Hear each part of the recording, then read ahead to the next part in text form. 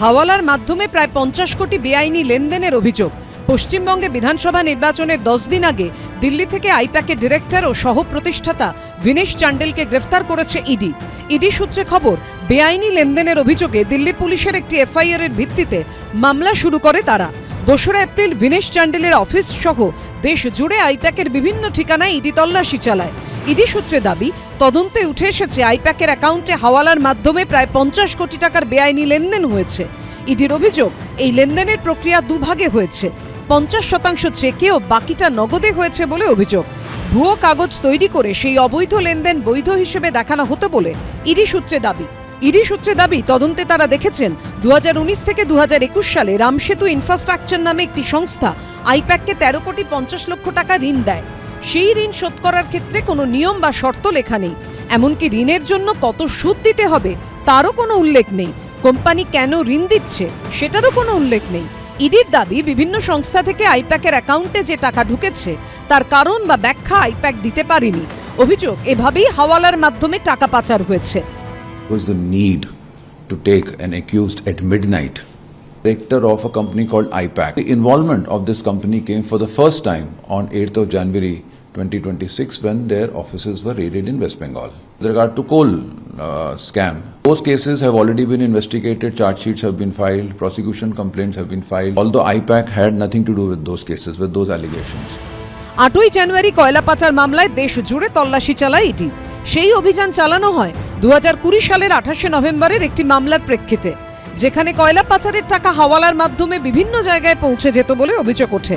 অন্যদিকে দিল্লি পুলিশের করা এফআইআর এর ভিত্তিতে ইডির যে মামলা, তাতে গ্রেফতার করা হয়েছে আইপ্যাকের অন্যতম ডিরেক্টর ভিনেশ চান্ডেলকে।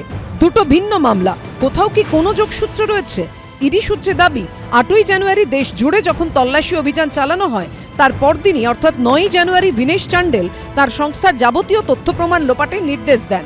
অভিযোগ, গুরুত্বপূর্ণ কর্মীদের টাকা লেনদেন সংক্রান্ত তথ্য ডিলিট করার নির্দেশ দেওয়া হয়।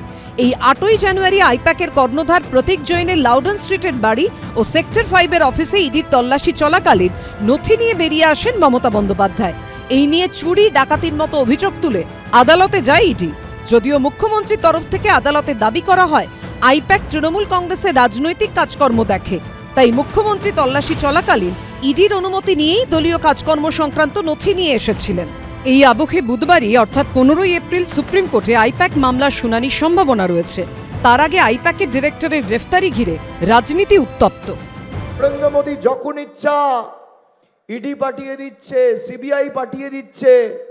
একদিকে নরেন্দ্র মোদী, অমিত শাহ, শয়ে শয়ে বিজেপির নেতা, তার সাথে ইডি, তার সাথে সিবিআই, তার সাথে কেন্দ্রীয় বাহিনী, তার সাথে সুপ্রিম কোর্ট, তার সাথে হাইকোর্ট, তার সাথে অর্থবল। আইপ্যাকের ইডি গ্রেফতার হয়েছে কয়লা কাণ্ডে। সবাই জানে তো, কয়লার টাকা হাওলার মাধ্যমে নিয়েছিল গোয়া নির্বাচনে, সবাই জানে। এটা নতুন কি আছে, এত দেরিতে হলো কেন? ধৃত ভিনেশ চান্ডেলকে মঙ্গলবার 10 দিনের ইডি হেফাজতের নির্দেশ দেয় আদালত। অন্যদিকে সংবাদ সংস্থা এএনআই সূত্রে খবর, আইপ্যাকের কর্ণধার প্রতীক জৈনের স্ত্রী ও ভাইকেও তলব করেছে ইডি। হাওয়ালা লেনদেন সংক্রান্ত অভিযোগের তদন্তে প্রতীক জৈনের ভাই পুলকিত জৈন ও প্রতীকের স্ত্রী বারবি জৈনকে 15ই এপ্রিল বুধবার দিল্লিতে ইডি সদর দপ্তরে ডাকা হয়েছে। উল্লেখ্য, পুলকিত আইপ্যাকের সঙ্গে যুক্ত। তিনি এই প্রতিষ্ঠানের অন্যতম সহ প্রতিষ্ঠাতা। বিজেন্দ্র সিংহ, রাজা চট্টোপাধ্যায় ও বিটন চক্রবর্তীর রিপোর্ট, এবিপি আনন্দ। এবিপি আনন্দ, এগিয়ে থাকে, এগিয়ে রাখে।